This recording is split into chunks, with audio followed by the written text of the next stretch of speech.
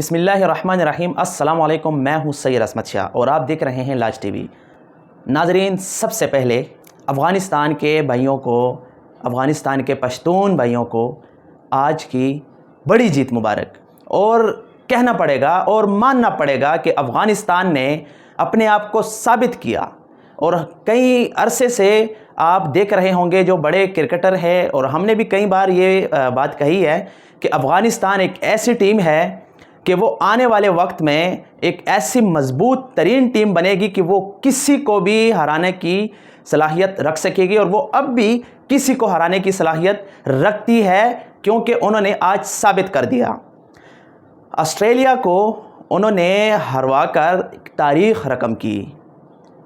انہوں نے ثابت کیا کہ ہم نڈر قوم ہیں اور ہم کسی کے خلاف بھی لڑ سکتے ہیں۔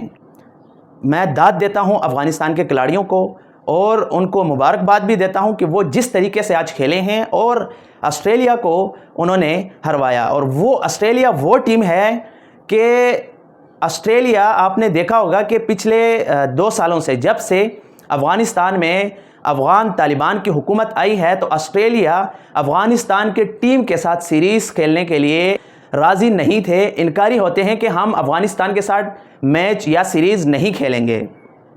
اس کی وجہ یہ ہے کہ افغانستان میں خواتین کی تعلیم پر پابندی ہے، وہ ایک الگ ایشو ہے، مگر اس کا جواب آج افغانیوں نے ٹھیک ٹھاک کر کے بھرپور طریقے سے دیا، اور ان کو ایسی شکست دی کہ ان کے جو ہے نا، ان کو یاد آ گیا کہ افغانستان ایک ایسی طاقتور اور افغانستان ایک ایسی مضبوط ٹیم ہے کہ جو اپنے ملک کے لیے کچھ بھی کر سکتی ہے، اور افغانیوں نے یہ منوایا۔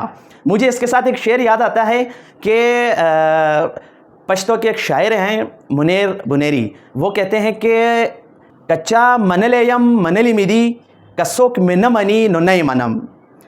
تو انہوں نے ثابت کر دیا کہ جو لوگ ہمیں مانتے ہیں ہم انہیں مانیں گے، جو نہیں مانیں گے ہم بھی کسی طرح سے ان کو نہیں مانیں گے۔ تو افغانستان کی ٹیم کو داد دینی پڑے گی، اور آپ یقین مانیں کہ انہوں نے ایسا کھیل پیش کیا کہ تقریباً دنیائی کرکٹ ان کے متعارف ہوئی ہے، اور آج صبح سے سب ان کے تعریفوں کے جو ہے نا پھول باندھے پھر رہے ہیں کہ افغانستان۔ تو اس کی وجہ ہے افغانستان کی ٹیم اپنے ملک کے لیے کھیل رہی ہے، اپنے عزت کے لیے کھیل رہی ہے۔ اور آپ یقین مانیں افغانستان کی ٹیم جب سے افغان حکومت، یہ نئی حکومت جب سے آئی ہے، تو افغانی ٹیم مسائل کا شکار ہیں، وسائل کا شکار ہیں، ان کے پاس کوئی کھلاڑیوں کے پاس پیسے ویسے نہیں ہیں۔ آپ نے دیکھا ہوگا گزشتہ بھی کئی ایسے بڑے ایونٹس میں محمد نبی اور راشد خان نے اپنے پیسوں پر اپنی پوری ٹیم کو ایونٹ میں شرکت کروائی ہے، اور اپنے خرچے پہ وہ باہر گئے ہیں انٹرنیشنل ایونٹ میں شرکت کرنے کے لیے، اپنے پیسوں پر۔ حکومت کی جانب سے ان کے ساتھ کوئی سپورٹ نہیں تھی، انہیں کوئی پیسے نہیں تھے ملے، تو یہ داد دینے پڑے گی۔ اور ایک یہاں ہماری طرف سے ہے کہ ان کو پیسے کیا، وہ اپنے دادا پردادا پوتے نواسے سب کو ساتھ انٹرنیشنل دوروں پہ لے جاتے ہیں، ہمارے عوام کے پیسوں پہ موج مستی کے لیے باہر ملک چلے جاتے ہیں، مگر کرتے کیا ہیں؟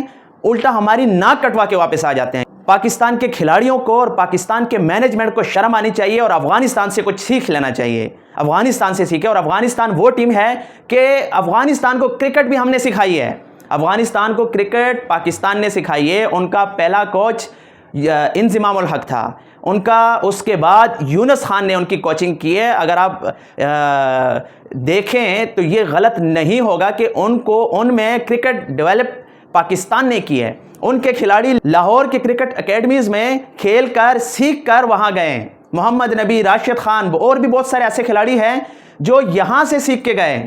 تو یہ شرم کا مقام ہے پاکستان کے کھلاڑیوں کے لیے، پاکستان کے مینجمنٹ کے لیے۔ ان کا بولنگ کوچ براوو ہے، جو ویسٹ انڈیز کا ابھی تک انٹرنیشنل کرکٹر تھا، اور انہوں نے کم وسائل پہ، کم پیسوں پہ براوو کو رکھا ہے۔ ہم گوروں کے پیچھے پڑے ہوتے ہیں، جس کو انگریزی آ رہی ہوتی ہے اور جس کا رنگ گورا ہوتا ہے، بس ہم ان کے جو ہے نا نیچے لگ جاتے ہیں۔ یہ تو ہماری روایت ہے کہ ہم گوروں کے نیچے جو ہے نا، گوروں کے سامنے ہم ناکام ہو جاتے ہیں، ان کے سامنے ہم کچھ بولنے کے قابل ہی نہیں رہتے۔ براوو کو چیک کریں آپ، ڈیرن سیمی ایک اچھا کوچ ثابت ہو سکتا ہے، ڈیرن سیمی ایک اچھا کرکٹر گزرا ہے، اس نے اپنے ملک کو ورلڈ کپ جتوائے ہیں، پاکستان کو، پشاور زلمی کو بھی انہوں نے ایک کپ جتوایا ہے، تو آپ ان کو بھی بنوا سکتے تھے، لیکن نہیں، کیونکہ ہمیں گوری چمڑی پسند ہے، اس لیے ہم ان کے پیچھے لگے ہوتے ہیں۔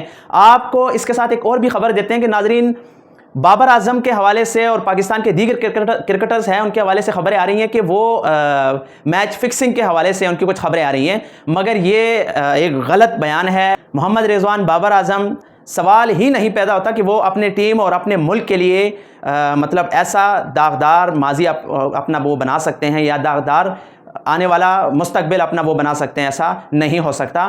ہاں، وہاب ریاض کے حوالے سے خبریں آ رہی ہیں کہ وہ انٹرنیشنل سطح پر باہر ملک میں امریکہ میں بابر اعظم اور جو بڑے بڑے کرکٹرز ہیں ان کے کسی بھی باہر ملکوں میں ایونٹ میں شرکت کے لیے بابر اعظم کے سر کے پیسے مانگتے رہیں، رضوان کے سر کے پیسے مانگتے رہیں کہ اگر رضوان آئے گا تو ہمیں آپ کو اتنے پیسے دینے پڑیں گے، اگر بابر آئے گا تو پھر پیسے زیادہ ہیں۔ سیلفیوں کے پیسے، بابر اعظم کے سیلفیوں کے پیسے، رضوان کے سیلفیوں کے پیسے، وہاب ریاض کس کام میں لگ گئے ہیں؟ یہ چیف سلیکٹر ایسے ہوتے ہیں؟